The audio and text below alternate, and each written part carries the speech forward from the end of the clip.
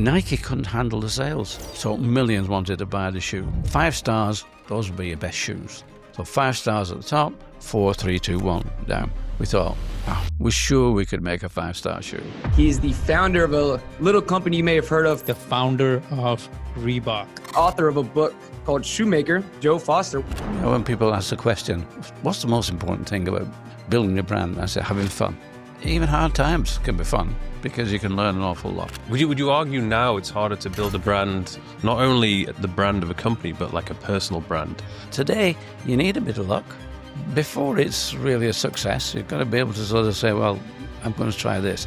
And then if it becomes a success, great. I mean, I'm sure you have a lot of advice which you could give to aspiring entrepreneurs. Is there a single piece of advice that stands out to you? The biggest piece of advice for me is... Now, before we jump into today's episode, I just want to mention that this podcast is brought to you by me and everything that I have built to help you guys level up. If you want to transform your physique, build muscle, lose body fat, build strength, then you have the Thirst app. This has everything inside that you could possibly need to get yourself in shape, to hold yourself accountable as well. I also have the Digital Playbook, which is a step-by-step guide to help you guys build a following, monetize the following, and also build a strong personal brand. This is everything which I have done over the past nearly 10 years to allow myself to live a life of financial freedom and also geographical freedom. I can basically do whatever I want. Life is good. And I also have my newsletter, which has been revamped, where I'll share exclusive podcast insights, my raw thoughts on business, fitness, and much, much more. So if you're interested about any of those, check out the description. You'll find the links to all of them. Now let's get cracking with the episode. What's up, guys, and welcome back to First Things First. We have a very special guest today, Joe Foster. Thank you for coming on. It's a pleasure. It really is. How are you It's doing? a nice view. Pardon? How are you doing? I think I'm surviving at the moment of time. Yeah. You get to 90 and you don't expect to get to 90. It's like, but it just creeps up on you because we've been so busy. Yeah. That, just a minute, it's 90 next one. Oh. Yeah, so I'm still here, which is unusual for the family. In fact, my ex-wife used to say to my son, don't worry about inheritance. The Foster family men die young. I think, it wasn't a very nice thing to hear, but that's what she said. 'Cause my grandfather died at 53. My younger brother died at 54. My older brother died at 47. Oh, wow. My father managed 69. However, I don't know if I could tell this story. You can. My great-grandfather lived till he was 86. Okay. But he married a lady called Gad, Miss Gad. Mm-hmm. And since then, we've obviously had a diabetic gene.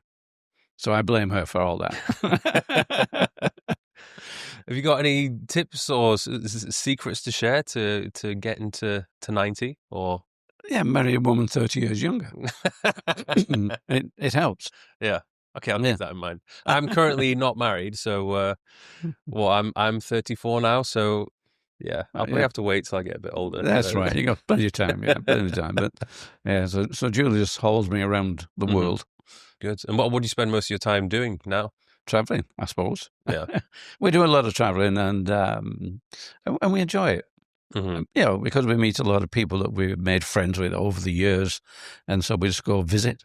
Mm-hmm. If we're not doing work, we don't work every time we travel, but we went to Bangkok for this event, which was quite surprising. Big event.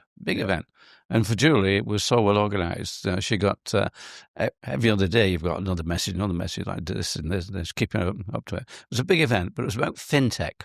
Yeah. And I said, why are we doing fintech? That's not me. It's and they said, well, sorry, we won't ask you any questions about fintech. And on saying that, they did send a whole load of questions about fintech. Mm-hmm. Like what's going to be sort of happening in fintech in Southeast Asia over the next 10 years? And I said, don't ask me that. Yeah. No, don't ask me that. I have no idea. It was kind of a ridiculous thing to be asking you. It is, because really I'm to do with brand building and even entrepreneurs. We get questions these days about entrepreneurs. With entrepreneurs, we have a serial entrepreneur who has start, scale, sell, exit, and repeat. Start, scale, exit, repeat. And that's not me. Yeah. Mine was all about brand building. Mm-hmm. And like, how do you build a brand? Well, I guess you build a brand by having a lot of luck and by also sticking with something, Mm-hmm. even when you shouldn't do. Maybe you shouldn't do, maybe you should. For me, it was always, I think, for me, it was always having fun.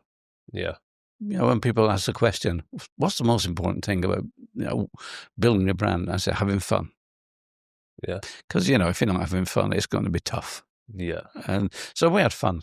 We had a lot of hard times, Mm-hmm. but even hard times can be fun because you can learn an awful lot. Yeah. Would you argue now it's harder to build a brand in comparison to back in the day? Because I feel like everybody's trying to build their own, not only the brand of a company, but like a personal brand. Like this whole personal brand building seems to be like a hot topic at the moment. Yeah, I don't think these things change. Possibly it was harder if you go back before my time because where was the communication? How did you contact people? Even in my time, we didn't have telephones. Even landlines. If I wanted to phone America, I had to get to the exchange, and they say, "Okay, we'll get back to you." So I gave them the number, and it could be 24 hours. Yeah. So if you want to phone America, now look, we got Zoom. Yeah. Fantastic. Yeah, if COVID did anything, it gave us Zoom. Yeah. And that. And so everything's so different these days. And social media is such that we now have people who, like yourself, make a name in social media. And that never existed. We didn't have that. You had to be influencers. And influencers still are sports people. But the one thing that happened, we started in 1958. We never, ever had a recession all the way through. And there were many recessions went on, but sport never had a recession. If you're not doing anything else, go and kick a ball, go and play sport, and buy a pair of boots or whatever. Not an expensive thing to do, to just go out on sports. So sports, certainly in the footwear side of it, we never had a recession. Yeah. Just kept growing and growing. So if we talk about Reebok, we talk about luck, we talk about building a brand. If you're in something that continues to grow, that's great, because a lot of businesses, they get to a point where, okay, a recession arrives and they have a problem. Yeah. But we never had, and it's just exploded. I mean, the running scene started off in America, we'll say, very late 60s, and all through the 70s it grew from being something reasonable to millions of people out there running. And we were in that. So, yeah. Is this like running on a track? Or no, on the roads. Distance? That's it. Training, really going out training, using it to keep fit. Yeah. A lot of people just go out and keep fit by putting a pair of shoes on. And then when so many people go out, what happens? Oh, well, why don't we organize some races? Yeah. So give these guys something else to do. So they join into 5K, 6K, 10K, and up to marathon. And those, London Marathon yesterday. Oh, yeah. Was it 57,000 people? Yeah. And already for next year's marathon, there have been 500,000 applications. Yeah. Everybody's going crazy for the running now. Even all over the world, they have these run clubs. Yeah. So people are starting their own run clubs where, thanks to social media, people with a bit of a following will just say, hey, I'm doing a run. Who wants to join? This is the location, this time. And then people just come and run. It's one of those things that I guess everybody can do, really. It's just so simple, isn't it? Buy a pair of shoes. Yeah. You don't have to have a team. You don't have to buy if you want to be a cyclist, you've got to buy an expensive bike. Nothing expensive about it. Just a pair of shorts, a T-shirt, and get yourself a pair of shoes. And these days, the shoes are not expensive. Yeah. So many people are now making shoes for £50 or $50. You can get a really good pair of shoes. They all come from the same places. They're almost made in the same places. So there's not much. That is the difference between building a brand and just making a product. Yeah. So let's go back to the very beginning, the origins of Reebok. How did it all start? A lot depends on how much time you've got. So I went detail, because I can see you've got the book here, so you've read a bit of the book. Highly recommended, by the way. People. It really goes back to my grandfather. He his father was a a confectioner. He didn't want to be a confectioner, but his grandfather was a cobbler, repaired shoes in Nottingham, which is a bit away from Bolton, which is, we can say we're near Manchester, really. And so he used to go down there to learn how to be a cobbler. But his grandfather repaired cricket boots way back in the mid-1800s, cricket. And he repaired cricket boots. And there were spikes in the bottom of cricket boots. And we can only assume, because I never met my grandfather, we can only assume he said to his grandfather, why have they got spikes in the bottom? The obvious answer, grip. Because you need grip if you're running, you don't want to be slipping and whatever. And my grandfather was part of the local athletic club, and he thought, if I put some spikes on the bottom of my shoes, maybe it'll improve my performance. And of course it did. Yeah, it did improve his performance.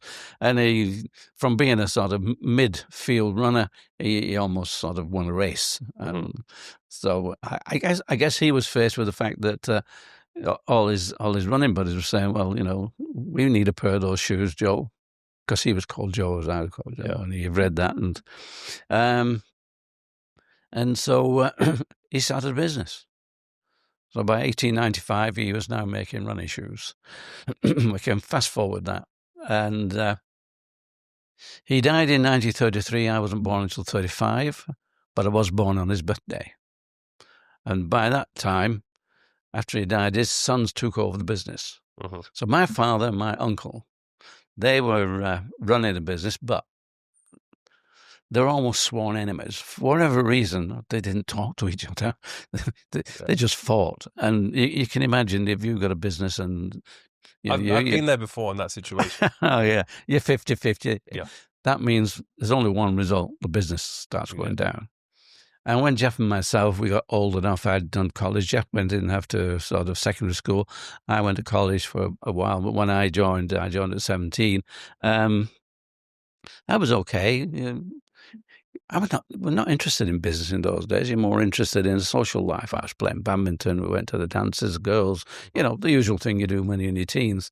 And then we had to do national service. In those days, we had to do 2 years. Jeff had been deferred, so we both went at the same time, did national service, 2 years away, came back. I guess that's 2 years away. You see a lot of different things. And you also learn to look after yourself. You know, mother's not there, father's not there, nothing's... You've got to make your own life. So when we came back, saw the state of the business, and I'm saying, look, Dad, you know, you've got Adidas now. Adidas had just taken the football scene in the UK. They just tamed it over. And we need to do something. Whatever I said didn't make any difference.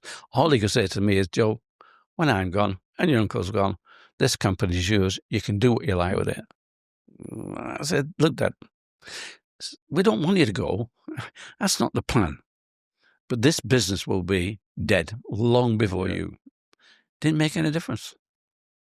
So eventually, Jeff and myself, we decided to go to college to learn a bit more about shoemaking. We can learn what, you know, the factory floor was okay, but, you know, we needed to learn a bit more.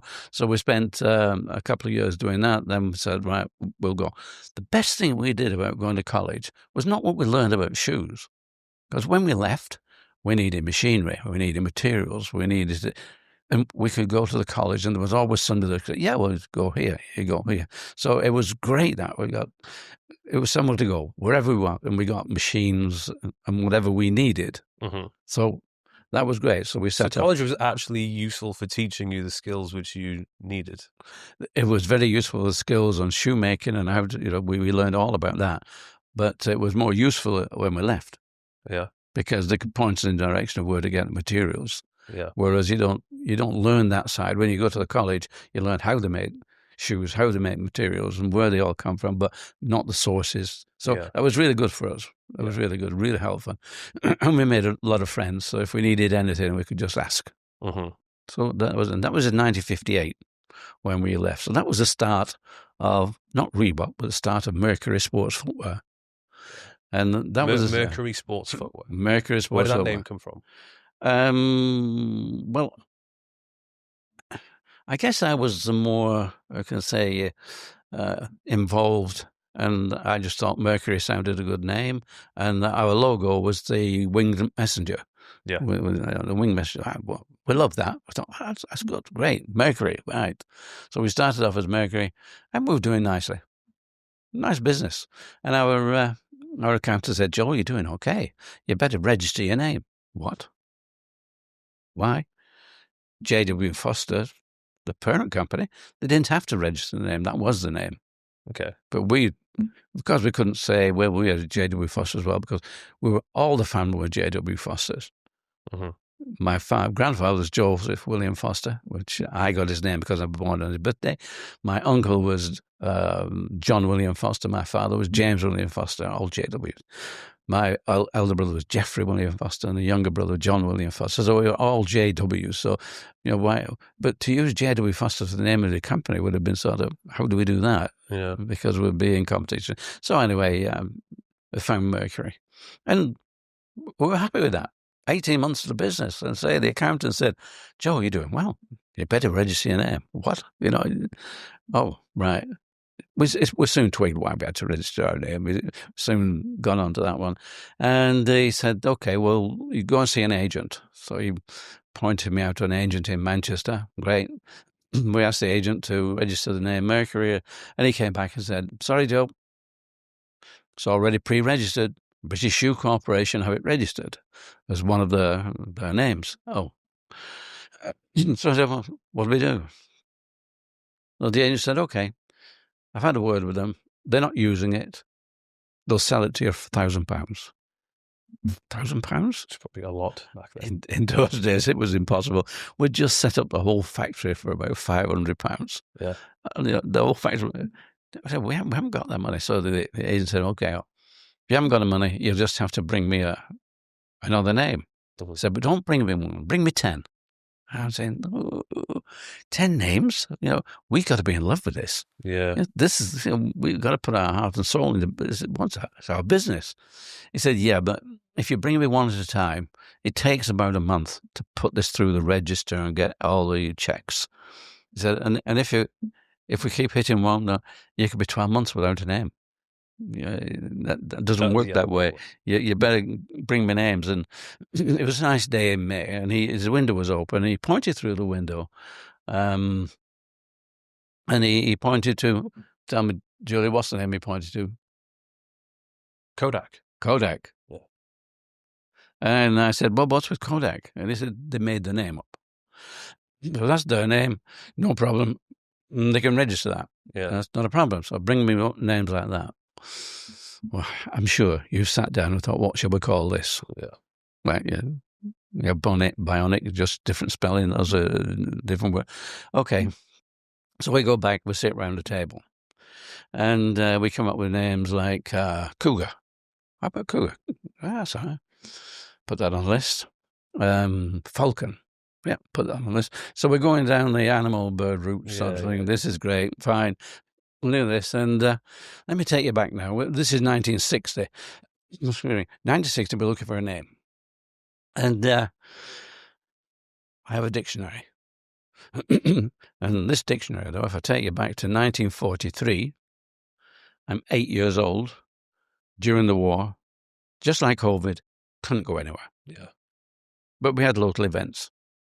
And I won a local event, a local race, 60 yards or whatever. And I won this. And I go up and collect my prize. And they gave me a dictionary. And I'm saying, where's the football? Where's the football? What can I do with the dictionary? And, we had no schools in those days. Middle of the war. All the teachers were away.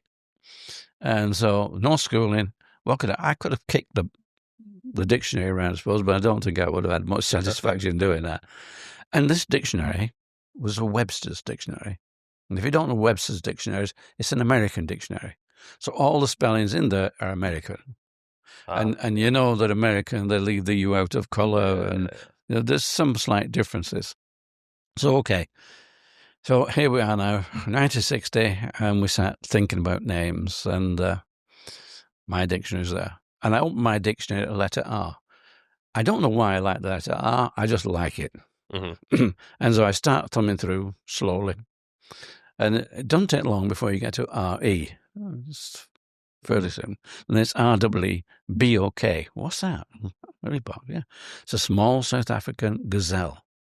Wow. We're a running company. Gazelle. Perfect. Yeah. On the list. Yeah. So we got our 10 names, and we got Reebok at the top, and I go back to the agent and I say, look, we've got all these names, but I don't really care about them. We really have to be in love with it, and we love Reebok. Already we love Reebok. The guy's, he's a lawyer. He said, okay, see what we can do. Took him 2 weeks, came back, and he said, Joe, you got your wish. You could have Reebok. Wow, great. One caveat. The registrar, in his wisdom, has said, if anybody wants to make or does make shoes out of Reebok skin, you can't stop them. Okay. Oh. So I looked at Jeff and I said, it's never going to happen. That's never going to happen. Yeah. No, we'll take it. However, in the wisdom, the registrar put us in the B section of the register. Up to a month earlier, we didn't even know there was a register. So what did we care? We got the name. That was it. However, 10 years into Reebok, the registrar did come back to us and said, look, we moved you to the A section. We said, okay, why? Well, he said, now everybody really knows that Reebok is a sports shoe and the animal has to come second. So we were moved into the A section. I don't know if the A section was any better than the B section, but... Yeah, what difference did that... Did it make a difference? I assume it makes some difference, but I can't tell you what it is. And I guess it's exactly what he said, that if somebody probably starts making shoes out of Reebok skin, they can't use that name for the product. Yeah. I guess it gives you that strength that they can't use that. Okay. But so that's how we got Reebok. Nice. And so from when you started the company to actually getting the name, how long did that take? Well, we were... It took us about two months, that's all. But we've been 18 months in. So before we were 2 years old, we'd changed. Mm-hmm. And we had to do all our advertising and change it and whatever. Yeah. Which was, that was okay. And but we didn't have a logo. The logo came later. And so I had to draw the logo. But now we had a name and it was ours. Yeah. Very cool. Mm. I'm wondering... I'll have to Google some images of what a running shoe looked like back then and how it must have felt to wear them. Like, how would you compare one of the very early running shoes which you designed in comparison to the ones that are on the market today? Well, I think what we could probably easily describe it from being an athletic shoe to what we have today as being a sneaker. Yeah. Because sneakers are running roads. We were very much into athletics. Mm-hmm. Athletics is track and field. Yeah. So whatever you have, track and field. And the only shoe that we would call or look similar to a sneaker would be a marathon shoe. Mm-hmm. Because marathons run on roads. Otherwise, we did cross country, we did orienteering, and all these had spikes. Yeah. All the cross country stuff. So really, whilst we used to concentrate on spike running shoes, the running boom, which was training, not just marathons. Marathons were something special. That came in slowly. I mean, we're talking now in the mid-'60s. Hmm. Because right at the beginning, we were so conscious of us being in competition with our parents and whatever, the family business, that we actually started off with cycle shoes. Okay. That was our first move into the footwear scene was cycle shoes, and that was funny because how many people are wanting cycling shoes back in there? I'd say quite a lot. Is it quite a lot? Yeah. But you've got, if you think of retail, yeah, you've got outdoor shops which were camping, climbing, and all that sort of thing. Mm-hmm. Then you've got the sports shops, but the sports shops did everything from footwear to all apparel, table tennis. Those shops had everything in them. Mm-hmm. And then you got cycle shops. They were separate. So you got 3 different areas. And so we were doing the cycle shoes. There was a magazine, Cycling magazine. We used to advertise in Cycle magazine. So it was mail order. A lot of it was mail order. Yeah. But we had a guy in London, Mr. Taylor, was there. he'd seen our advertising. He wrote to us, and can I be your agent in London? Oh, why not? Nothing to lose. Yeah, be our agent in London. I mean, it was incredible. First of all, it was just Jeff and myself, and we had a couple of women who were friends who sewed the uppers together and did all that.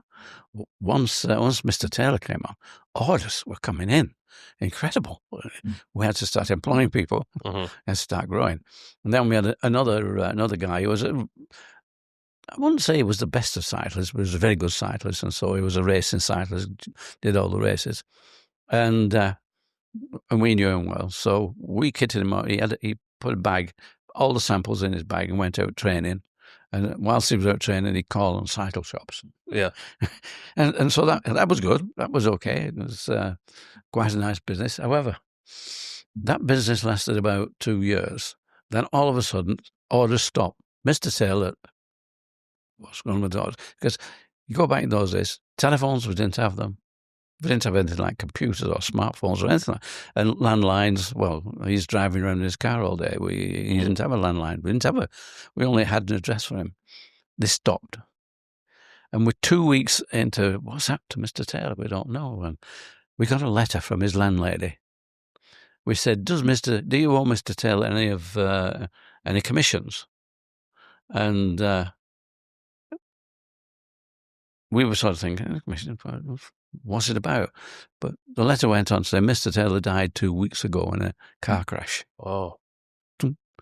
That was the end of our cycle business. Because all of a sudden, from being where we were, that was it.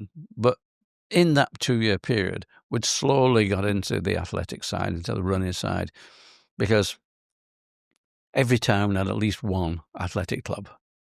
And where we were, we'd moved out of Bolton, where the family was, and we moved 6 miles up the road to Bury. And there was a club there, Bury and Rantliff, and Jeff had joined the Bury and Rantliff club. He was a runner, he was a cyclist. This is where I went into those areas. I was a badminton player, and our production was not fit for badminton. There's too much toe drag for that. Our production was not that. So we were working, and we started to work with the clubs. And they would come on a Saturday. All the guys, they'd come around to us, to our factory there, and help us. And if there was an electrician and we wanted to let any electrical work done, he would do it, and we'd give him a pair of shoes. So it was part of anything we wanted to do, and there'd always be somebody in the club. Well, this was right, and we started to grow nicely. And by that time, I decided, well, what I'd said to the family business is we need to have a rep out on the road going selling the product. I'll now start going out and calling on the sports shops and see if I can sort of build a business. So I went out. I did all right, got 1 or 2, but the majority of the retailers, much of the sports shops, would say to me, Reebok, who's Reebok? And I'd give them the story, and then they'd look at me and say, why do I need Reebok? I've got Adidas, I've got Dunlop. Why do I need Reebok? I say, well, I don't know. But we're here and we've got a good product. And after hearing this 4 or 5 times, I got the lesson. He didn't need Reebok. Yeah. Nobody needed Reebok. We needed them. Yeah. I said, they don't need Reebok. Right. Best piece of luck now that we have is we're dealing now with clubs. And all clubs in the UK were part of the 3As, the Amateur Athletic Association. That was the governing body. And the 3As produced a handbook. And in that handbook was the name and address of every secretary of every club in the country. Didn't take much to figure that one out. Yeah.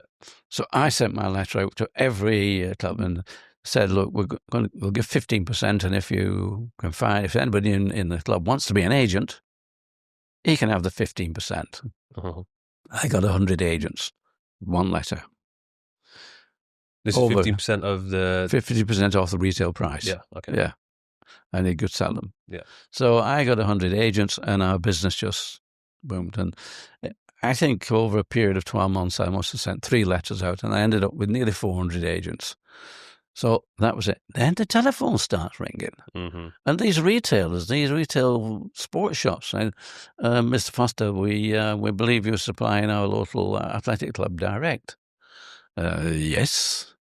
Well, look, if you stop that, we'll stock your shoes, we'll stock your product. Oh, great, I'm winning. I said, no. Look, consider this as marketing for the product. They get 15%. If you buy the product, you get it wholesale, which is half priced. Mm-hmm. So you can make a lot of money, and I'm sure you will offer your local club 15%. So they're better off buying from you than from me, and we'll advertise that you're our agent, you're our retailer. About 90% of them agreed. So we've got agents in clubs, and we've got the retail market.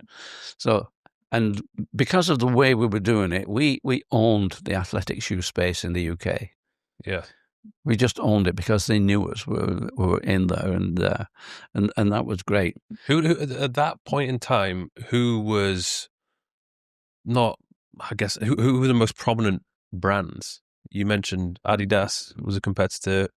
Who else was back then? Well, Adidas and Nike were just coming in strong. They were coming in. They were starting to come into the market. Mm-hmm. But we also had a couple of people, Stubbart, Kingswell, and if I could remember them, there must have been 3 or 4 British manufacturers. But they were shoemakers. Yeah.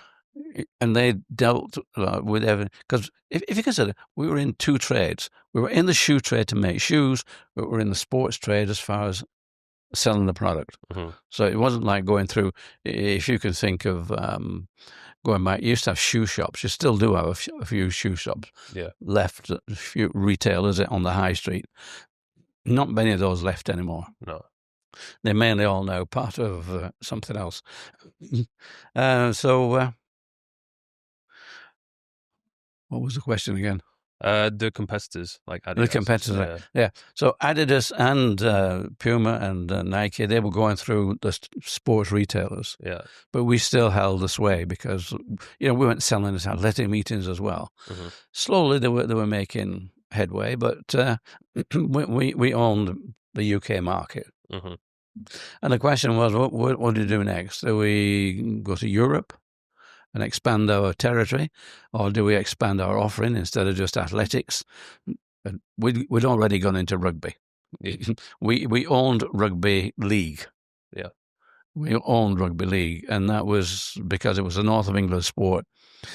And really, what we said to ourselves, and we called it white space. Where do we go for the white space? Where's the space that we can go to that people like Nike and Adidas, they don't either know about or they can't find it? And that was like orienteering, cross-country running, felt running, and rugby league. These were areas that we could expand our business. Yeah. And so we owned those. We still couldn't go into soccer because the big boys were in there and they had access to that, and we didn't have. We didn't have the money. Yeah. So the question was, since we can't go into the big sport, which is soccer or football, I call it soccer because I've been to America too many times. Yeah, you traded. Yeah. And you can't talk about football in America because it's a different game, totally different game. So, so what we're doing, go to Europe, about 28 languages, different cultures, or do we go to America? So I thought, yeah, we'll go to America. Family though. Sit around the table. We haven't enough money, Joe. You can't go to America. We can't send you. How can we do that? Okay, we can't do that. What was it that you needed financially to be in America? Financially, I think you needed a presence. You've got to get there. And what happened in America was the NSGA show, the National Sporting Goods Association of America. Every year they had the sporting goods in Chicago. Yeah. In February. Total opposite of what we're on today. It's freezing. Yeah. In February, it's absolutely -0. But that's where they have it. But the family were much against the idea of me going to this show and going to it. However, another stroke of luck. We used to subscribe to a magazine called Eurosport. And in this magazine, the British government were advertising. They wanted the sports people sports manufacturers to export. Mhm. And in this, it was, we will supply you with a stand, a booth at the NSGA show. We'll pay for your return airfare, and we'll pay 50% of your hotel expenses whilst you're there. The family didn't have any problems. You can go. It's cheaper for me to be out there than back in the UK. So the first one was 1968. Mhm. And I went with a friend called Bob Brigham. I don't know if you know Ellis Brigham. Ellis Brigham are outdoor ski and outdoor. Okay. They have about 6 or 7 stores, one in Manchester. And as part of developing what we did, we were making a rock climbing boot for Bob Brigham. So he decided he would come out. So we made the trip together. And I don't know why we did it. We took a ticket for 2 weeks because a 2-week return flight to America was cheaper than taking sort of 3 or 4 day flights. Yeah. So we did that, and we went out, right? And we went out a bit earlier, went into New York and saw a few things there. And Bob went to the outdoor stores because that's what he was looking at. I went to the sports stores. Was this your first time in America? First time in America, 1968, yeah. What do you think? Well, we went to New York. So what you think of New York, you've seen it so many times. It wasn't on television we've seen it, but in films, everybody's seen it. So it's exactly what you've seen. Yeah. There's no real surprises, except that, when you're talking to the guys out there and the language is a bit different and things are a bit different. We used to... Tad's Steak Bar. We went there every night for the evening. Tad's Steak Bar, $1.50 for a big steak and an Idaho potato. It was a great experience. The learning experience was absolutely incredible. Then we moved on to Chicago.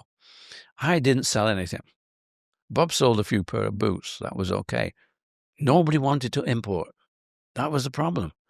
And they said, well, when you get a distributor over here and when we can go somewhere local, we'd love your product. Yeah. Yeah. Okay. So I'm in 1968. If someone wanted to buy one of your shoes from America, 1968, how long? What would the process be, and how long would it take for the consumer to actually get the shoe? Well, it wouldn't take that long because as a manufacturer, we also were a distributor in the UK, so we had a stock, and my son wanted a pair of shoes, and I don't know if you've heard of Frank Shorter. Frank Shorter was one of the best American runners at the time. He actually came and bought a pair of shoes. Okay. And there was another guy, I just forget his name now, but we did get people who were really into athletics, knew the scene in the UK because they would travel being international athletes. They would buy the shoes. And so, but you're selling 1 or 2. We wanted to do volume. Yeah.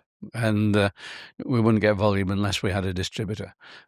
So, 1968, I actually got into America in 1979, 11 years. Yeah. And people say, how did you keep staying? I was having fun. It was good. It was great. Okay. And I had 6 failures. I had 6 people who said, yeah, I'll be your distributor. And they all failed. They all failed until... in 1978, and I'm now going to get you. Did they fail, or did the agreement just not come to fruition? Well, they failed mainly because they couldn't sell the product. It was like they had to stock the product. Okay. So how much? Because if the product wasn't there, they couldn't sell it. Okay. So pushing the way into the market was difficult. Yeah. And so they paid up front for a batch. It got sent over, and then it was there. Okay. Yeah. Well, in those days, you used to have a letter of credit. So, because people either paid you in advance or had a letter of credit. Letter of credit meant that, it was guaranteed. Their bank would guarantee you got the money. Okay. Although, in the UK, they did have a credit guarantee system whereby if an overseas buyer let you down, they would pay. I think it was about 90%. Yeah. Of the cost. So you could have some sort of guarantee there or some sort of insurance on that. But mainly it was all done by letter of credit. When I say it failed because I think number one is they were not influential enough themselves in the market. Yeah. And probably number two, they didn't have enough money, and we didn't have enough money to send them lots of stuff there and own the distribution. So those failed. However, late 60s and all the way through the 70s, a magazine called Runner's World grew at the same time as Running in America. It was Bob Anderson. He was in Los Altos, near Los Angeles. And he became so influential. So many millions of runners were actually running there. And that magazine used to say where the next races were, who won the races. And they'd list everybody in the race. They could list 1,000 names. Mm-hmm. And you could pick your own name. So everybody who was out there just doing any running bought Runner's World. And Bob Anderson, I mean, he started off as a single page. Now he was a 60, 70-page, full-color, brilliant magazine. And we were advertising in there. So we got a few orders, again, people who would risk it and send the mail order. So we got that. And by 1976, 77, he was doing so well. Bob Anderson thought he could tell everybody which was the best shoe to buy, which he did. They got the shoe edition. And, of course, that first one was Nike. Yeah. Well, this was all right, but Nike couldn't handle the sales. Phil Knight, all of a sudden, millions, because you're the number one shoe, and the Americans love a number one of anything. Mm-hmm. Right? So millions wanted to buy the shoe. He's buying the shoes in from Asia, from Japan. They couldn't meet. They couldn't up the production. Yeah. That was it. Second year, it was somebody else that Bob Anderson put as the number one shoe. Same thing happened because everybody's bringing the shoes in from Asia. Third year, he changed it. And he said, look, we're going to give ratings, star ratings. 5 stars, those will be your best shoes. So 5 stars at the top, 4, 3, 2, 1 down. We thought, oh, we can make a 5-star shoe. We're sure we could make a 5-star shoe. Yeah. And so we had to get our shoes out there to it was California where they did the testing. I don't know what tests they did, but whatever it was, it didn't really matter. We knew Nike would probably come out on top, whichever, because they did more advertising. And so we sent them 3 shoes. We sent them Aztec, which was the trainer. That would be the volume. Midas was a road racing shoe. And Inca, mm-hmm. we called it our gold range. Inca was a spike. So we sent those out. And the edition was due to come out in August of 79. And by that time, running was so big. And I went across. It was February 79. Again, the show was in Chicago. I'm at the show. And so many people now wanted to sell running shoes. And Kmart, I don't know if you heard of Kmart, a big Kmart. Their salesman came on and said, Mr. Foster, I'd like to buy 20,000 pairs of shoes. Yes, okay. 20,000 pairs of shoes. He said, but we need a better price. Now, fortunately, because we were going for these 5-star ratings, I knew that if we got orders from America, our small factory would not be able to cope. In fact, that 20,000 was in would the take UK, in north of England still, the factory. In the north of England. The factory was in Bury, in the north of England, and a small factory. I knew. So we met up with an agent for South Korea in London, and he had samples. He was looking at samples. But a guy from Kmart said, we need a better price. And I knew that meant he wanted an Asia product, and that's fine. Okay. So he went off, and I met up with a guy called Paul Fireman. Paul Fireman had a business, Boston Camping. He was in the outdoor business, Boston Camping. But Paul had been running this business with his brother and his brother-in-law. And they've been like a goldfish bowl. They've been going around doing the same trade for 4, 5, 6, 7, 8 years, whatever it was. And he was obviously pretty well fed up of, he wanted to break out. So, and he said, Joe, love to be your distributor, but now you've gone for 5 stars. We're definitely, if you get 5 stars, we're in. Mm-hmm. So there's a bit of sort of, if you didn't, we're not. Yeah. If you did, we're in. Meanwhile, Kmart wanted the 20,000 pairs. So after the show, I think it was May, I went back out to America, went to see Kmart, and I mean, they had a big warehouse there full of desks and people. They were all buyers because Kmart, big wholesale, and so I talked to this guy called Biasati, and it was we want the 20,000, and and he wanted this better price, which I still haven't got a better price, but I knew I could get the price that he needed, so that's good. And I'm thinking, I'll go into Kmart. They'll give me enough space, say as much as this desktop, and that's got to make so much money. And I thought, if it doesn't make that much money, that'll my first 20,000 per order and my last. Yeah. I'll be out. So I left Detroit, here in Detroit. Went to Boston to meet with Paul Fireman. And they had this nice small outfit, Boston camping. I thought, wow, this is just about my size. And he won't want 20,000 and whatever. It'll be a small order we can work and we can build. And that's brilliant. Okay. So along came, I decided to go with Paul Fireman. And along came at the end of July, because, the August magazine always comes out the last week in the month earlier. And they didn't have distribution of the magazine in the UK. So I phoned Paul, eventually got through to him. I said, Paul, can you get down to a local kiosk and see if the magazine's out, see how we did with the 5 stars? Took him at least an hour to get back to me. And then he got back. He said, Joe, he said, you done it. You got 5 stars. Not just the one, all 3 got 5 stars. And for me, that was it. We got into America. Yeah. The difference was now they wanted us. Yeah. As against trying to push. For 11 years, we tried to push. And pushing 11 years of trying, yeah. 11. Now they wanted us. Yeah. And that was the beginning. We got to America. So that was probably one of our best days. Yeah. In America now. And how did that feel after 10, 11 years of trying? Pretty damn good. Well, it felt damn good. I mean, that was the justification. That was, wow, we've done it. Yeah. Because many times my wife, my first wife, I said, why don't you go and get a proper job? We were struggling, and when you're struggling, it's the same. And I could understand that. Why don't you go and get a proper job? But no, we made it. Mm-hmm. we got into America. Mm-hmm. So that was the number one.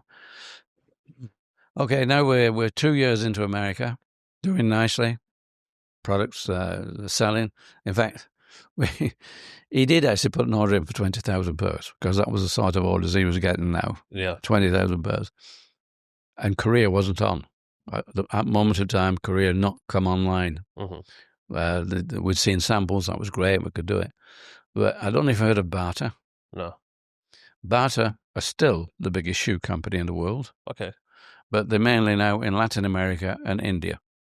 They used to be on every high street in the UK. BATA, Bata. And a friend of mine, he was working with Bata, and he said, look, if you can't manufacture them all, we'll do it for you.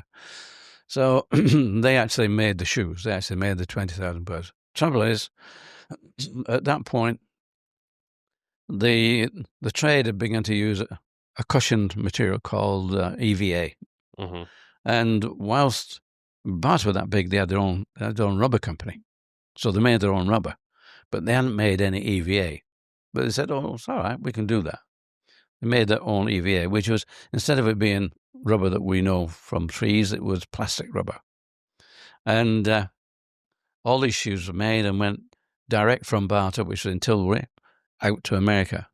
I get this phone call from Paul, and he said, Joel, these shoes, there's something different. Well, Time and Motion, being a big factory, they looked at our shoe, and our shoe had quite an aggressive look at the front. They rounded that off because the machinists need to go around there faster. So they applied Time and Motion to the design. So the design wasn't right. Not many people would have really picked up on that, but the design was wrong. Then shoes started coming back. The EVA had collapsed. Oh. And it was about 20% were coming back. the EVAs collapsing. And when I went to Barter and said, "Look, what's happened? What's this?" They did their tests on this and said, "Well, unfortunately, some of these sheets we didn't cure it for long enough, so it hadn't properly cured, and so that was sort of wrong." Did you notice a difference in the quality when it was being manufactured in the UK versus in Asia? Oh, when we got Asia, but we hadn't got Asia product at that time. They were just producing the shoe that we produced. And one of the biggest problems that I had, and it's sad and unfortunate, is that just as I got into America, before we got this product from Barter, my brother died. He became ill. He got cancer of the stomach, and he died. So I was like, he looked after the factory. Yeah. Because our arrangement was, we didn't want to be like my uncle and my father, where they just Fight at each all the other's time. throats. Yeah. So Jeff had said, "Look, I'll look after the factory. Yeah. You look after everything else." So we looked after the factory, and I was doing marketing, sales, whatever's necessary to build the company. And now we're going to have this production in Tilbury. Jeff would have gone down there. He would have seen that. Mm-hmm. You know, he would have helped to stop that happening. Yeah. But he wasn't there. So we had to rely upon their own people looking after quality. So now we've got all this product in America. Paul Fireman hates flying, but he had to come across. We had to go to the factory, and we didn't pay the factory. And we said, you can't send them back because you can't sell this product. Yeah. So all that Fireman did is anything that came back, he just threw away and just exchanged. Yeah. That kept us alive. I mean, in a sense, it worked for us in a sense because it kept us alive until the Korean production came online. And once that came online, it was brilliant. Was that probably the most difficult period that you faced? Yeah, probably was. Yeah, I mean, we'd had a scare earlier because once we'd grown to a certain size, this friend who was in Barter, he was in a different company making football boots, Lawrence, and he said, "Why don't we do your distribution?" Mm-hmm. And that would free up our cash flow, brilliant, and allow me a lot more time to look at overseas market. That worked all right until the owner of the factory, Lawrence, he decided to retire and put his son-in-law in charge. My friend and the son-in-law just did not hit it off because my friend was head of sales. He was just in. So he had left and he'd gone to Barter. But that company, Lawrence, well, the guy just didn't know what to do. He just didn't run the company at all. And my friend Shaq, he'd taken all the sales staff. So they had no sales. And within 6 months, they went out of business. Okay. And they were our distributors. They had so much of our product and they weren't paying for it. I had to get a big van and go down to the factory and load everything up and bring it back. And had the bank known what was going on, I think we would have been in serious trouble. But we decided at that point, that, well, we have to sell this product. What do we do? So we went around to schools, saw the PE teachers and the gym, and we gave them a deal at half retail price. On, I don't know how many thousands, we had a few thousand pairs of shoes. So within a 30 or 40 mile radius of where we went to every school. And I think it was in 3 months, we'd sold all the shoes. Yeah. And even half price on the shoe was better than we were getting from Lawrence. Yeah. So that was a bad time. We had to cut our staff down by 50% to get through it. Oh, wow. But then again, the guy who'd gone to Barter, he said, "Look, we want 200 pairs of shoes a month." So he gave me an order, and 3 or 4 other people who knew our problem gave us orders for different brands. And I had to make them 200 or 300 pairs. So, these were sort of difficult times. And I guess with the American one, it was a bad time, you're thinking, but it did work for us because money was tight and it was always a difficult area to work in. But we got through that. And it was during that time, orders in America were just increasing. And Paul Fireman, just like us, he couldn't cope with the finance that was needed. So he knew a rubber. What was it called? The finance to just place more orders. Yeah. If you get an expanding business, until it gets to a certain size, you need a lot of money to make it happen. Yeah. So Paul was looking for this money. And there's a story about that as well. We went to a company called Mano. Mano, they were a sourcing agent. They were an agent. They were in New York, and they were sourcing from Asia. And they'd actually been approached by Nike, and Nike had approached them to finance their business. Phil Knight had got it, and we're in with this guy, Manovich, he's called Manu, and he said, "Well, I'm not going to support you. I'm not going to go with you because I turned Nike down." And Nike, of course, has now grown massive. And they said, I don't want to be known as the guy that turned down Nike and then went to Reebok and failed. Yeah. So he turned down two winners. Yeah. Because Reebok really took off. But through somebody in Boston, I think it was Built Right. They were a rubber company in Boston. Paul knew the guy who was the owner there, who also knew Stephen Rubin. I don't know if you've heard of Stephen Rubin. You've heard of Pentland. And if you haven't heard of Pentland, you've heard of JD Sports. Yeah. Well, Pentland owned JD Sports. They bought JD Sports. And Pentland, one of their companies, was also a sourcing company out of Korea. So because we wanted money, we had to give some equity to the guy, and he gave us a credit line. Okay, yeah. And that's all we needed. Yeah. A credit line. Because at that point, it was all 100% yours. Yeah. But we needed a credit line. Yeah. So he had to come into the business, and that started the growth, which was incredible.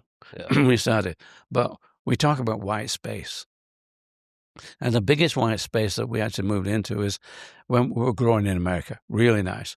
We had a guy in Los Angeles called Arnold Martinez.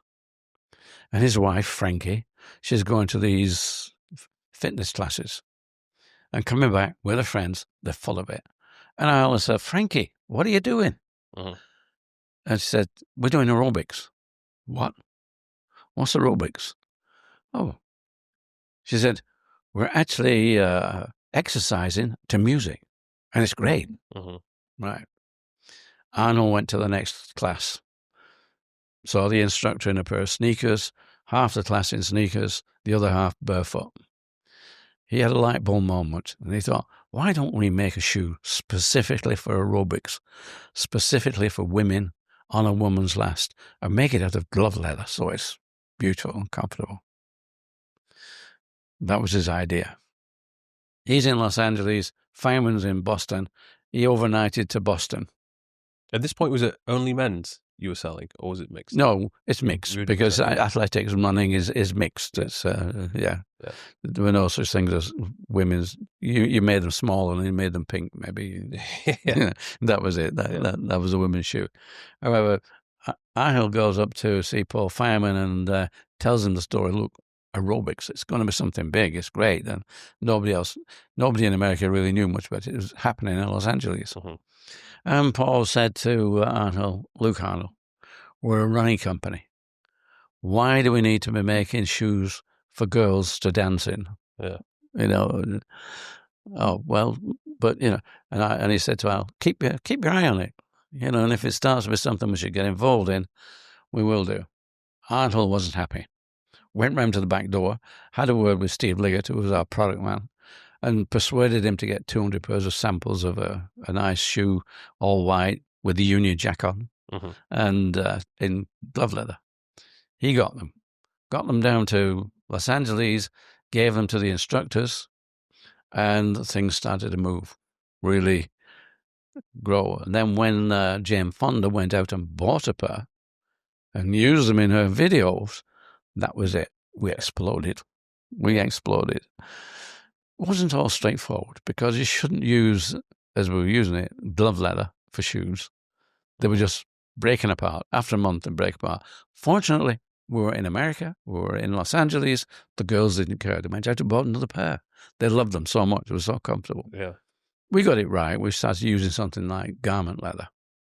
But from that moment when, say, Jane Fonda went out, and this was really growing, we were a $9 million company. Small, nice, $9 million. 4 years later, we were a $900 million company. Wow. That growth was absolutely incredible. And that took us past Nike, past Adidas, and we became the number one global sports footwear company. And at that point in time, when it hit the 900 million mark, what was the sort of the breakdown of the sales? Like, what was making up the majority of the sales back then? Well, by that time, we were 90% aerobics. Wow. Because the aerobics just went out into America, and then globally, we just went global. Yeah. On that. And of course, I can remember sitting around the table and we're all saying, what are we? And we're a women's company. Yeah, we're a women's company. Well, are we a sports footwear company? And what do we do? So we had to make a positive effort to get into, in America in particular, because it's where we now started to grow our name, get into basketball, get into American football, and, in other words, become a rounded sports company. And we started to make men's shoes then. And it got in. But because we had so much traction, it was quite easy, and we soon grew from there to almost 4 billion. Quick interruption, guys. Have you noticed how a lot of the guests that I've been speaking to on this podcast have taken the leap and built something meaningful for themselves? They didn't just think about it or make excuses. They took a risk and they made it happen. I don't want to hear about why you can't do it and why your situation is different. It's exactly why I have created the digital playbook for you. This is a step-by-step guide to you building your online presence, your social media following, and ultimately monetizing that following so you can live a life of freedom, both financially and geographically. Yeah. Did it have a brand sort of image? Like when you were, before it took off and before it got into aerobics, how did you define the Reebok brand? Well, the Reebok brand was in athletics, in running, and was starting to become good and known, well known, but not known throughout America. We were just that small brand, male, and we were not tainted. And one of the reasons that Adidas and Nike didn't catch on is because they were team, they were male, they were sweaty. And when Reebok turned to become a woman's company, nobody really saw us as anything else. Yes, we were suddenly this nice, clean company, and this Union Jack, but it was a white shoe with just a Union Jack on and Reebok. And so our image grew at that time to be what we'd become, Reebok. Until then, we were just another brand just another running brand. Quite nice, but not known. So it was an advantage in one way. Well, this is it. We talk about luck, and people say, no, you make your own luck. Yeah, but you need to be, there's a series of events which are lucky to be just in America, able to do what we did, but being small. So we were not known for anything but what we became. Yeah. And at that point, when a chunk of the sales, or the large majority of the sales are coming from the aerobics, I guess it would be very easy to just be like, okay, well, Reebok is now an aerobics brand. Yes. That was the problem. That probably wasn't the vision which you had for the company, but it just kind of happened. But then how did you then branch out from that to then getting into all these different sports? Well, all of a sudden we had the money. So we had the money. And when you've got the money, you can do a lot of things. Plus the fact that what we'd brought to the athletic shoe business was soft leather. So that soft leather, we moved into tennis. And we have a story about that too. The tennis shoes were soft. You don't have to break them in, because most of the tennis shoes to that date were made in quite normal shoe leather. So you had to wear it a few times before you wore it in. And Fireman put an advert in the tennis magazine, and it was, if you don't believe that Reebok tennis shoes are the best shoes you've ever bought, we'll give you your money back, and we'll give you a kind of balls, Mm-hmm. and the strap line was Reebok puts the balls on the line. Yeah. So, and that the sales just went. And he bought a couple of cases of tennis balls because he thought he might get a lot of shoes back. Mm-hmm. He actually gave away half of the case. That was it. Yeah.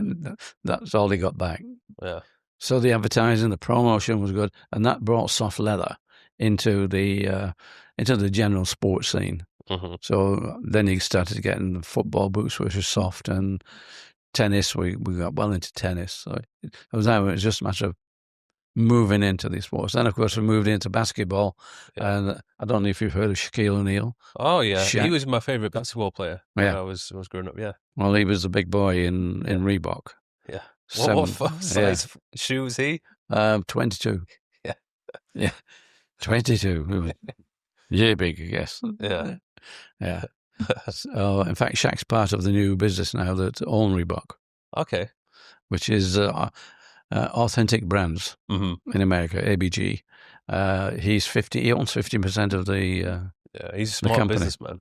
He is a smart businessman because he's got big chicken as well, which is a bit like barbecue chicken shops. So he's good, yeah. Yeah. Yeah. How did you find the transition from being a fairly successful company to then being this $900 million company? Like, were you enjoying it as much, or did you feel like you had less say in decision making and doing what it is that you wanted to do because now everybody else was kind of? Well, I was concentrating on global. Yeah. So, and in those days, I was traveling an awful lot, setting up the global distribution. Because I said to Paul, look after America. Whatever you do, just do it for America. Don't do it for anybody else. Because everybody else comes to have a look. Yeah. Everybody else wants what you've got. Don't take your mind off that. No, don't take your eye off the ball. Keep it going here. Leave the rest to me. I'll do the rest of the world, which I did. I did the rest of the world, put all the distribution on, which we were the biggest distributors at that time globally. And we were making something like 5 to 6, 7 million pairs of shoes a month and distributing them around the world. And if you think, each shoe had a Union Jack on. The Union Jack flag was on the box lid.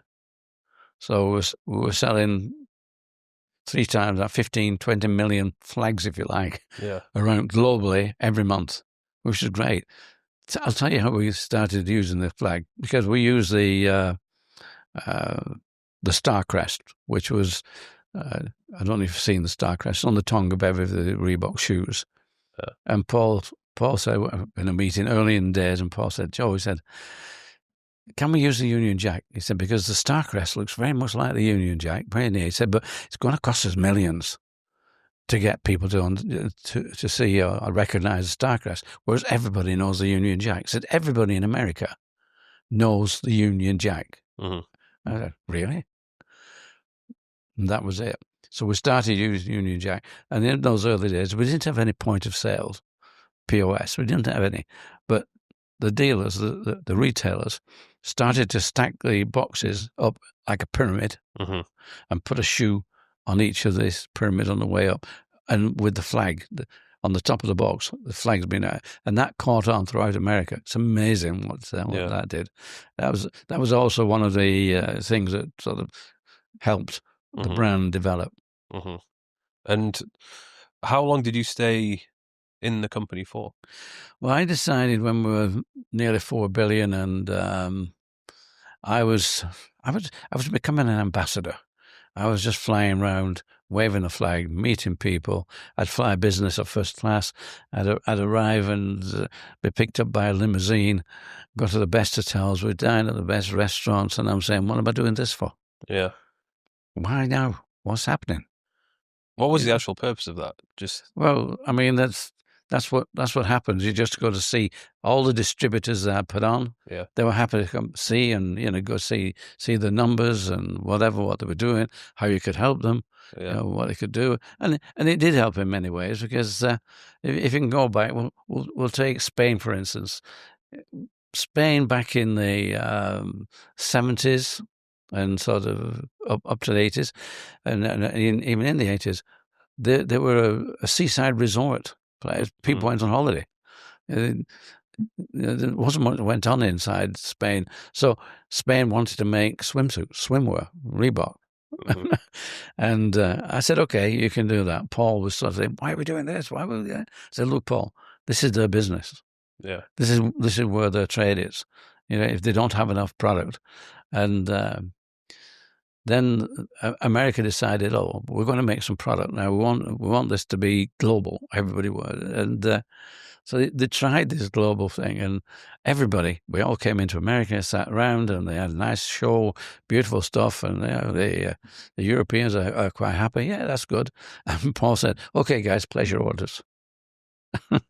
I'm saying, Paul, what do you want? They need to test that product on their market. They need to have samples, and they need to. Yeah. No, we can't do that. We're making it now. Some placed orders, but they were so small. And Paul is saying to me, why is this? Why? I said, Paul, leave it with me. These guys, they have their own product. We've got, they have their own Reebok product.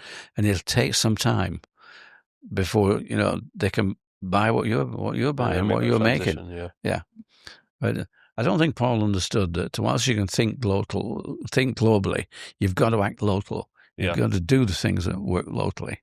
Yeah. And eventually we got that through, but it's amazing. But by the time 1990 come along, at the end of 89, and I'd been flying around the world, and I'm saying, what am I doing here? What am I doing here? Why am I doing this? Mm-hmm. And I decided to step back. Yeah. I don't think it's retiring because that phone never stopped ringing. Well, yeah. Yeah, but I did step back. And in those days, we still didn't have computers.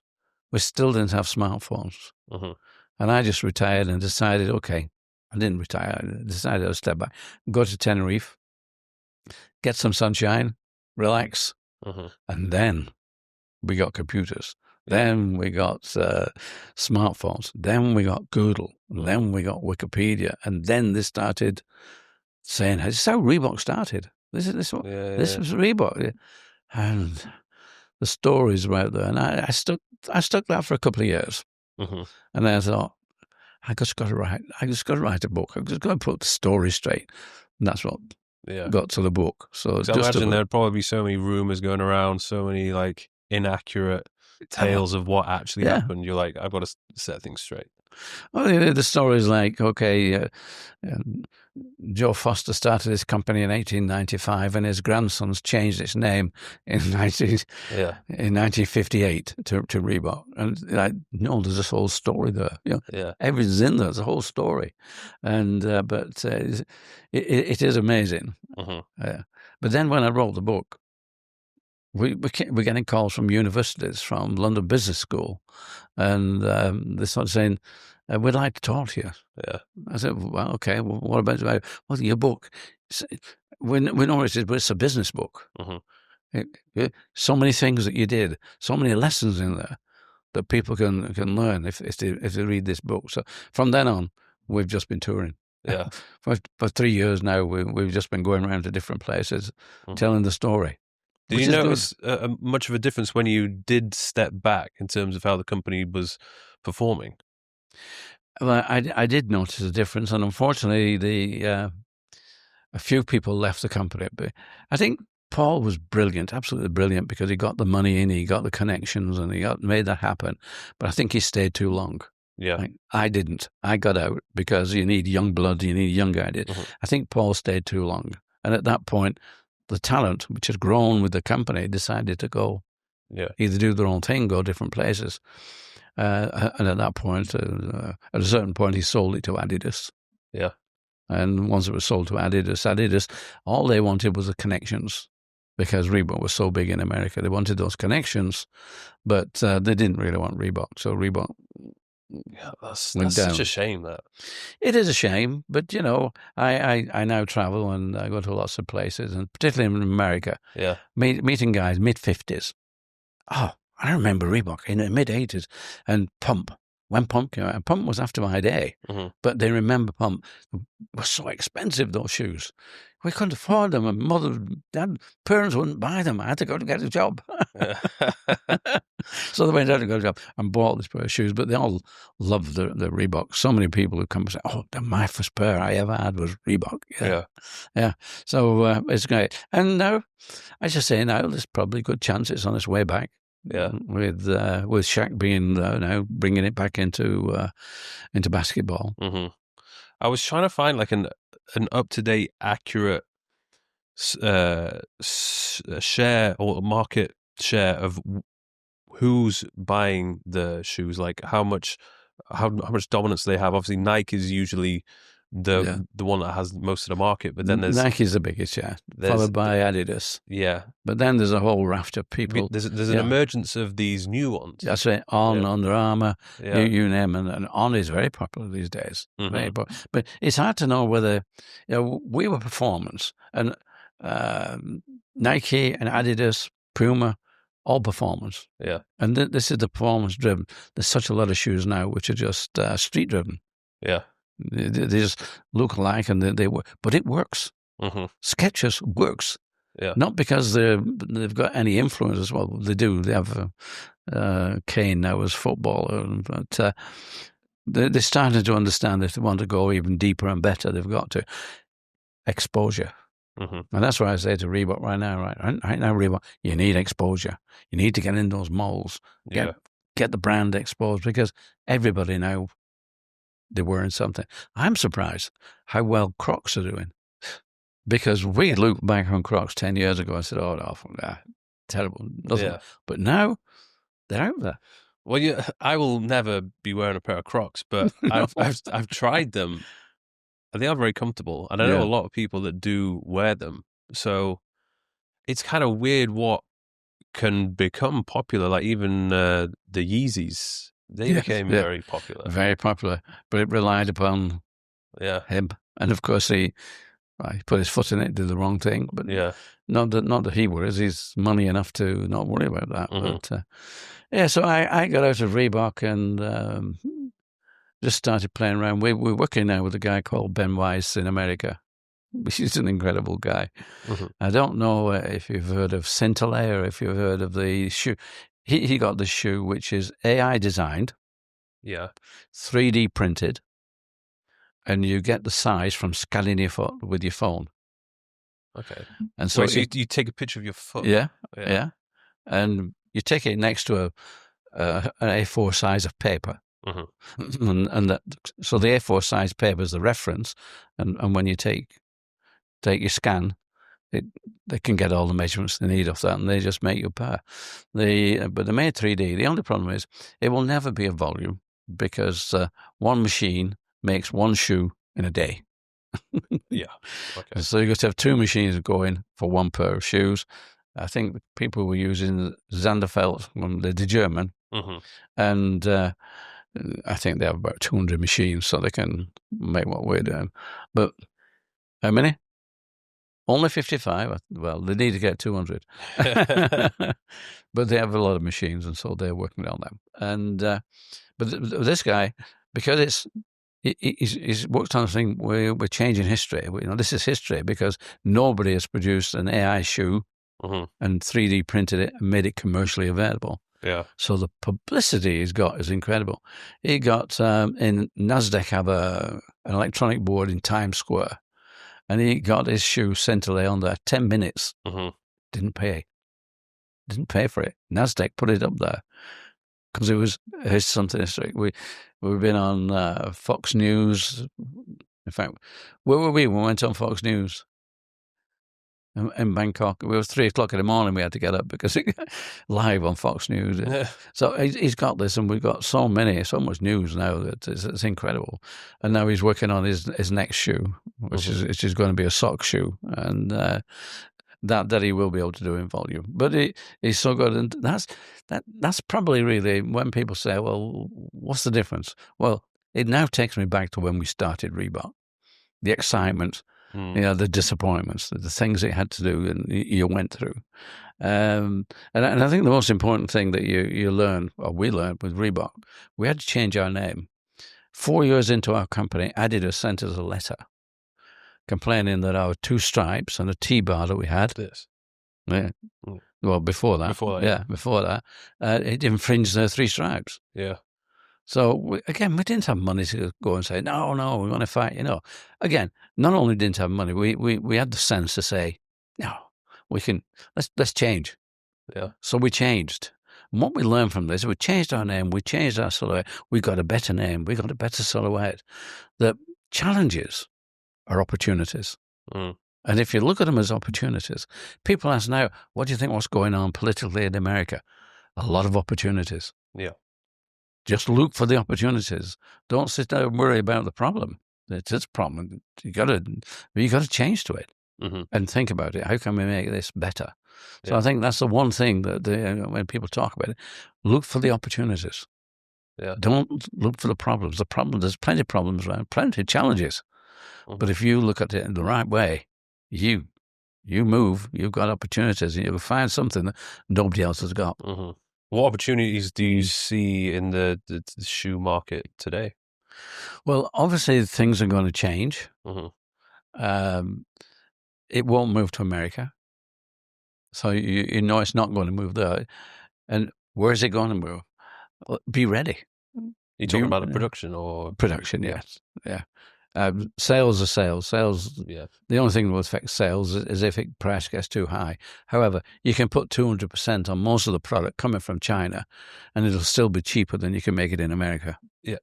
So how much would, at this point in time today, how much does a typical pair of trainers cost? Like the actual cost? Actual cost, well, you could be anything from $12 to $25, depending on its production. But that's about it. Top wag would be $25. Yeah. And if that was to be made in America, how much would you be talking? Double that? Oh, yeah. The problem, not the reason the price it won't be made in America, the time. Okay. To get that set up in America, where would you set it up?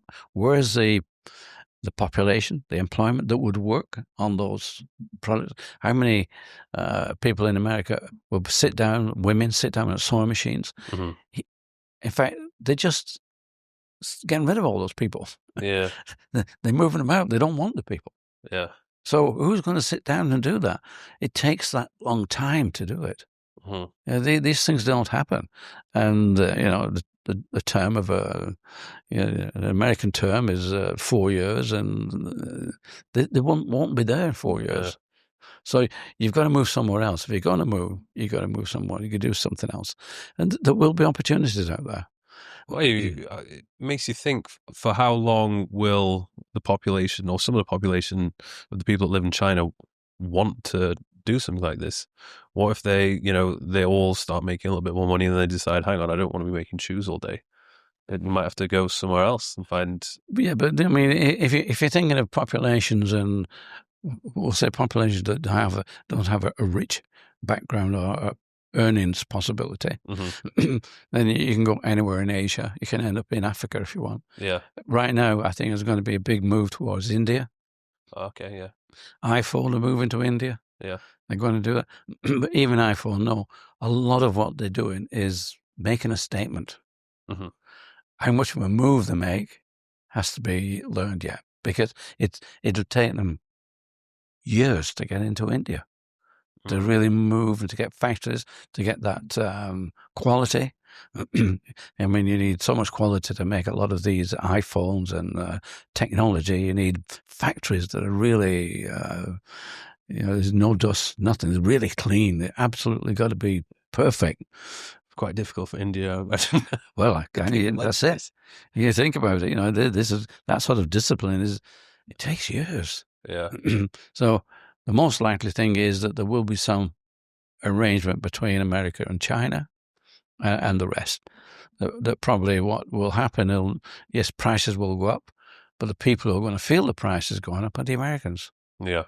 That's what, there are people in America getting a bit worried about what's going to happen. But there's got to be some agreement. You can't expect industry to move at that pace. Yeah. It doesn't move at that pace. It can't move at that pace. Yeah. It's totally impossible. But it's going to be interesting. And I think there are a lot of opportunities. I also think that disruption is not a bad thing. Oh, no. Yeah, it's not a bad thing. No. People get too complacent, too easy. Disruption, move things around a bit, and let's reset.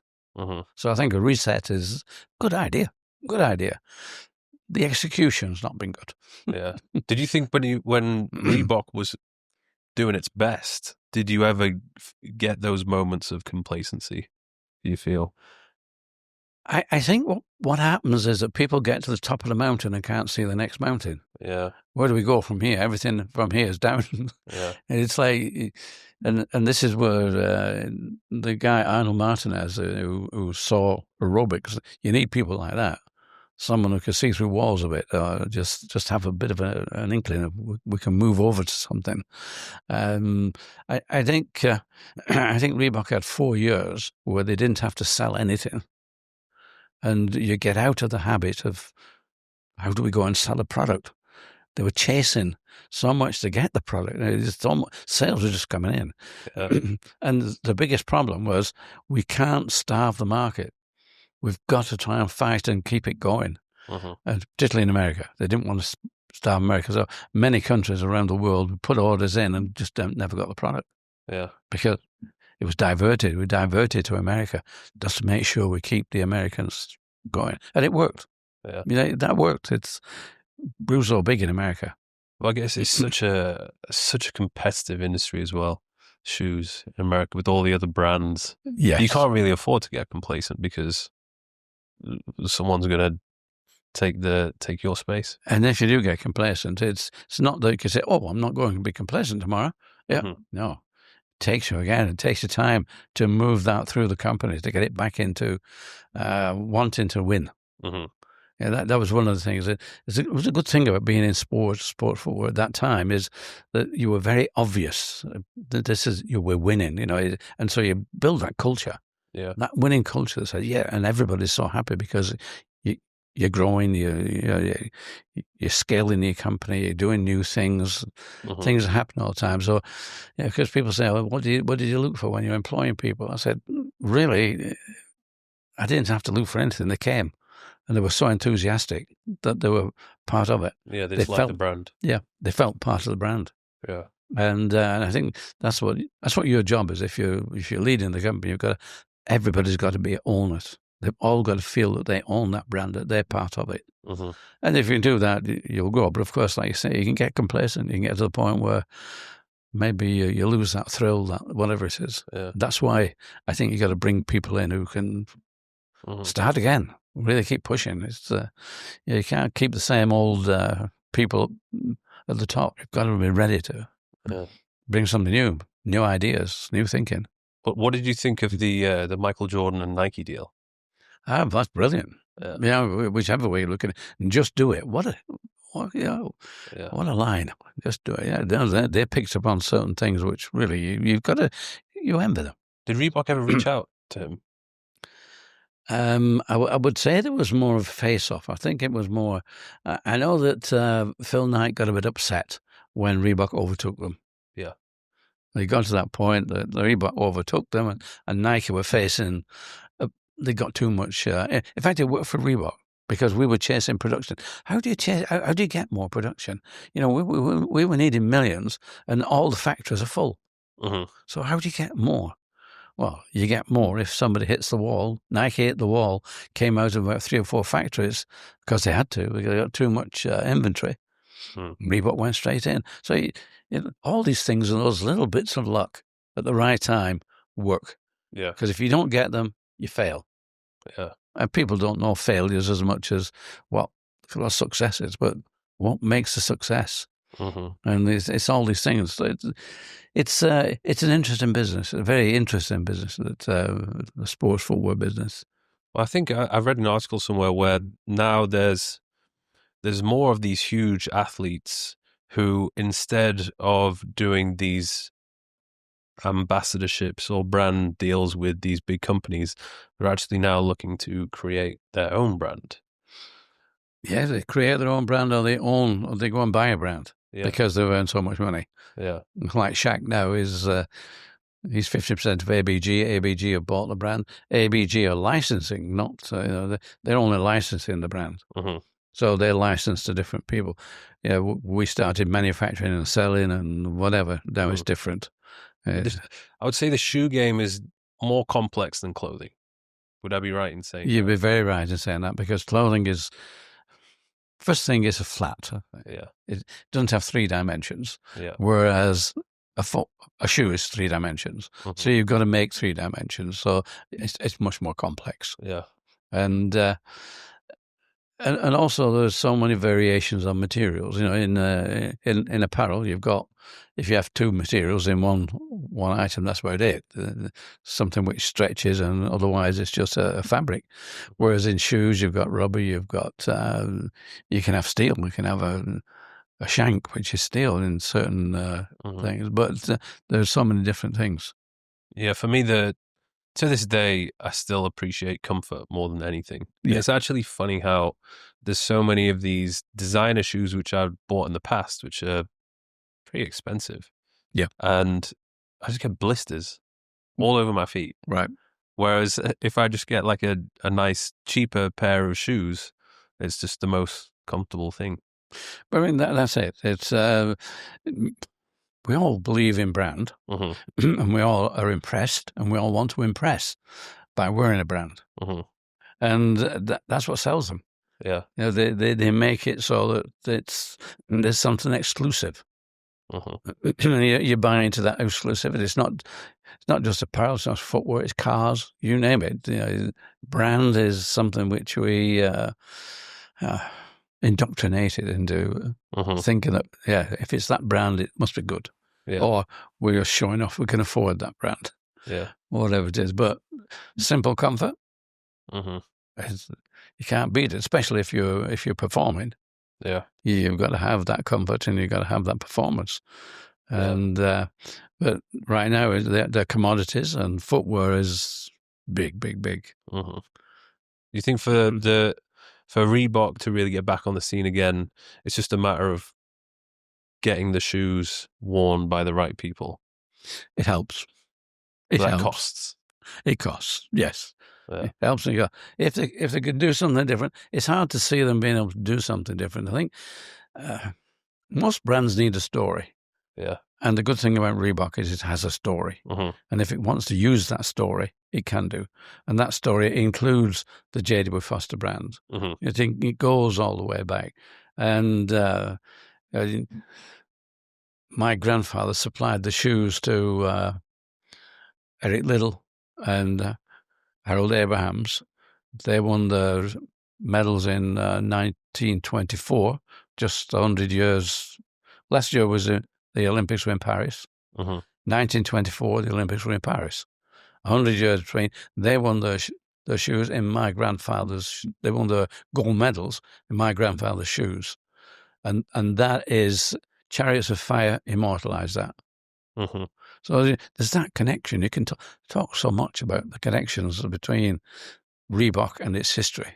Yeah, and I think for me, I would start using that. I would start really working on how can we go back into the history and when we were really making it and bring it to today. Yeah, and but it all depends. I've not found Americans very good at using history.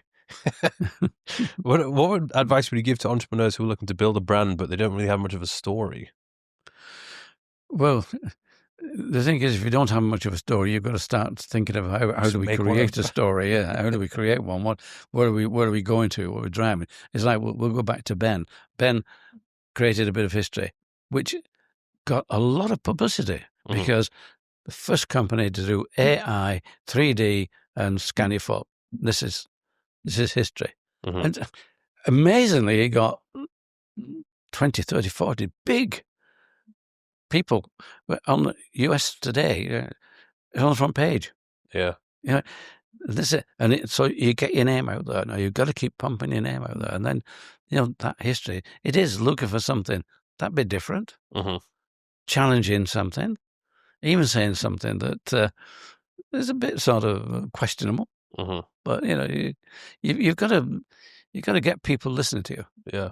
Well, how much of a necessity do you think it is for an individual or company owner to have a personal brand to have success with their company? Because there's some people who they prefer to be more low key, behind the curtains, just working on the business, making it work, versus there's people out there who are very much all over social media. They have a big personal brand, and that has helped them to build this company, which they've decided to build for themselves. Yeah, but I think a lot of companies, you can look at a lot of companies, you look at Ford and they had Henry Ford, and you can look at Adidas and they had Adolf, call him Adolf if you want, Adi Dassler, and he was a name. Phil Knight was a name. There's a lot of things, and you can look at, and it's what drives them, drives the company. So they've got to be seen to be driven by something. And if you can get that, it's today you need a bit of luck because you need to be able to pick on something before it's really a success. You've got to be able to sort of say, well, I'm going to try this. And then if it becomes success, great. Again, depends on if you've got money. If you've got money, you get visibility. Yeah. And if you can get visibility, that is a good thing. And now you look at the malls. For me, the malls are working fantastic because that's where you see all the brands. We just come back from Bangkok, and the malls are bigger in Bangkok than they are here, and they have all the big names. Every designer brand you can think of is there. Whether it's you talk about the shopping malls. The shopping malls, yes. We've been to the Dubai Mall. Yes, it's a pretty big mall. Oh, it's a pretty big mall. It's but it's good, not on Bangkok's level. Well, you could say that one, but they have more than just Dubai Mall. They've got the 5, 6 different malls, all's big. Yeah, and you've got one of the malls has a Rolls Royce in it. They've got a stand for Rolls Royce, and you've got Ferraris in there. You've got all the cars in the malls. Yeah. So, and you think, this is in Bangkok. This is not Dubai. This is not London. This is, but everything's in there, and the malls are full of people. So it's just visibility these days. Visibility is such a big thing. Yeah, people to be able to see it and see it and see it. I think we used to call it OTS, opportunities to see. Yeah, that's so important to get that vision that you see it, and then of course, I don't think there's any way you can get away from influencers. Influencers used to be simply athletics or sports people. Then it moved, and Reebok helped this. It moved to music. Now it's moved like this, everything. Rick Ross had a deal with Reebok, didn't he? Who? Rick Ross, a rapper. But then I think he said something stupid in one of his raps, and then they dropped him. Yeah, well, and that's the danger with anybody who's an influencer. They can just say something which just goes against what. It's better to say nothing. Yeah, and I guess the only thing a brand can do is just be like, "You're dropped. We have no affiliation with you anymore." That's it. Yeah. And they say there's no such thing as bad publicity. But what do you think of the state of the UK at the moment? I don't know how often you go back there, but I feel like unfortunately there's not much of an entrepreneurial spirit there. They're not exactly creating an environment for people to want to try new things and start businesses and, I don't know, get people motivated to do it. I mean, we could do with some disruption. We could do disruption. I mean, whilst we are all socialists because we don't like people sort of who can't do something, you want to help them. I think you can get too socialist. You can get to the point where you're doing too much, and where all the activity is that way, and so nobody's got enough money now to look after everything that everybody wants. There's not enough money. It's not. If you think of the UK, and you can go back a couple of 100 years, we had an empire. So if we needed it, we went out and dug it up and brought it back. If we needed anything, we had an empire. Now, if you look at the really rich or the countries which are doing so well, they usually have a lot of space. Or they're very conservative. They're very much in control. You look at Dubai, he's under control. Step out of line, go. Yeah. if you want to be looked after, you don't come here. You come here to do things, and that's why a lot of Brits are coming. A lot of people come here to do things. Whereas in the UK, there's not enough money to pay everybody for all the social things that they would like to do. But there's not enough land. There's not enough. We've got a bit of oil in the North Sea now. Nobody wants oil because they're trying to get us all to do. But if you just need the space, here they've got the climate. They've got everything they need. Plus, they've got that control. Yeah. What I've noticed about this place is that there are a lot of people coming here, immigrating here, but the type of people that are coming here are willing to work. Like they're like, okay, I want to go and do something. I want to make something of myself. And then there's kind of like a threshold point that you need to meet in order to actually survive here. Yeah. Like it's not exactly cheap. No. Whereas a lot of people who are going to the UK, I mean, I'm not an expert at this, but I don't feel like there's a lot of people coming into the UK that are actually like, okay, I want to do something. I want to contribute. I want to make something of myself. They're just like, I just want to take. Yeah, I'm with you. I'm not an expert on these things, and I don't get involved in politics. Sex, politics, and religion. Keep away from those things. Yeah, just keep away from them. But when it comes to business, you need the incentive. I can go back to when reading the Eurosport, and there was a government inviting us to export. They were giving us the incentive. I don't know where those incentives are anymore, or whether they can be afforded. I don't know. And things go in cycles. Well, they don't really go in cycles. They really go upwards or downwards. It's and it's different. And I think the UK, we have a lot of history, and a lot of history that built the world. A lot of that is there, but it is history. Yeah. It's moved on, and a lot of. I mean, we sold Reebok. Eventually, it's owned in America. You look at football in England now, and the teams that are doing well are owned by Americans. That's it. Wrexham just won 3 promotions in a row, and they're not putting a lot of money in, but there's Americans in. Ryan Reynolds. Ryan Reynolds, that's right. So, you need. It's hard to say, but we need a lot more American energy. Yeah. In the UK. Yeah. We don't have that energy that's there, and you need it. Right. I talk about Ben Wise in Florida, and he's got that energy. He can get where water can't get. He's absolutely determined. But in the UK, we don't have that same energy. Yeah. I wonder what can be done to turn that around. I feel like it's got something to do with the education system, amongst a whole load of other things. But again, I'm not an expert. I don't know what's... Well, yeah, I'm with you, but it's science, technology, engineering, and mathematics, STEM. Yeah. I do agree with that you should teach people how to live. Yeah. Not how people have lived. I mean, history is okay if you want to learn about that. Geography, yes, good, learn a bit. But really, I think we should be science, technology, engineering, and, mathematics is all part of that. Yeah. But keep it in that way. Yeah. And absolutely. I think a lot of people have the same thought that education really does need to be rethought as how our kids, what they learn. Yeah. And there's lots of people can go into academic. I mean, I think one of the problems with education in the UK is they've started to make it comprehensive, which means everybody gets shoved into the same. Yeah. And no, people are different. Yeah. So they should make different places for people to go to.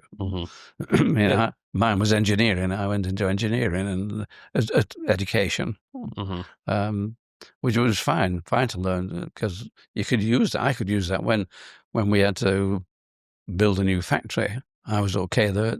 I'd do electrics, I'd do plumbing and whatever. We were happy to do a lot of work ourselves. Now there's probably too many people who really don't want to. Yeah. I mean, you hear stories of kids on buses saying, just say you're anxious, you've got anxiety, and you can do what you want. Yeah. Kids learn very quickly how to, the worst things. Yeah, and how to avoid the hard work. Right, yeah. They learn very quickly, whereas you've got to get that encouragement, the enthusiasm that, if you do this, look what we can do. We can. So incentives, yes. What I mean, I'm sure you have a lot of advice which you could give to aspiring entrepreneurs or existing entrepreneurs, but is there a single piece of advice that stands out to you? The biggest piece of advice for me is have fun. Yeah. If you're not having fun, and in today's world, you've got to know the technology.